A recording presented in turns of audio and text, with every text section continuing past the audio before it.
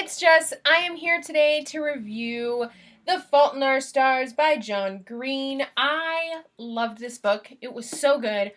I loved the characters. I loved the story. It was sad. And I will say, whether I cried or not, drum roll please, I didn't. And I think that's because I already knew how it ended. I already knew the big sad twist.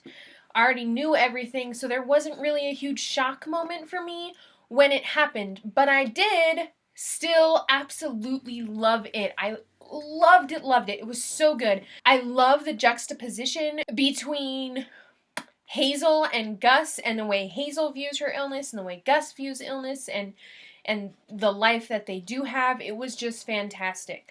A quick synopsis, if you're not familiar with The Fault in Our Stars, is about Hazel, a teenager who has cancer, unfortunately terminal cancer. So right now she's just trying to bide her time, and she goes to a support group once a week where she meets Gus. Gus is a very upbeat, go-getter kind of guy who is also a teenager with cancer, but luckily for him, he has survived. He has lost one of his legs due to cancer, and he can no longer play basketball because of that, but he is very positive, and he sees moving on and making a difference as a really important part of his life. And the story follows their relationship and how they meet and what happens and all that kind of stuff. It is a sad story, a very sad story, but it is a really good story. Like I said, I already knew the twist, so it wasn't like a huge surprise for me, but it was still really good. Spoiler warning, I'm going to talk more about the characters. You can't talk much about The Fault in Our Stars without really getting into the nitty-gritty of what happens. So that's what I'm going to go into now. I'm going to start by talking about the author that they go and meet in Amsterdam.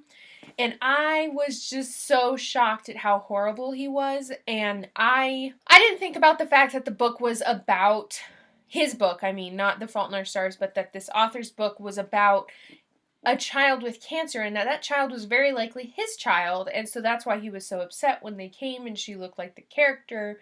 And then when he shows up after Gus's funeral and tries to talk to her to make himself feel better, it was shocking and it was sad. One of the most heart-wrenching parts for me, where I was very close to crying, was the pre-funeral that they have for Augustus, and they're giving their eulogies of Augustus. It was just really sad. It was super sad. And then at the end, where Augustus writes the eulogy for Hazel and gives it back, it was all very, very heart-wrenching and sad.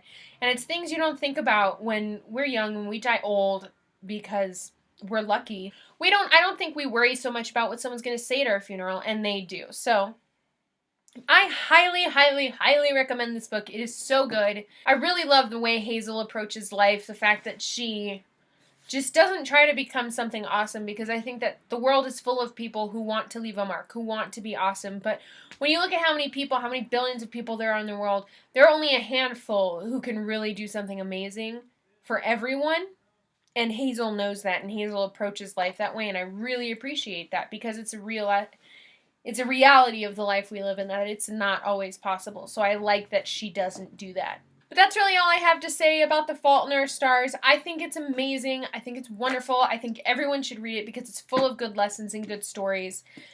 That is my review of The Fault in Our Stars. The next book I'm going to be reading is Harry Potter and the Sorcerer's Stone. I'm going to be starting the Harry Potter series for the first time ever, and I'm excited.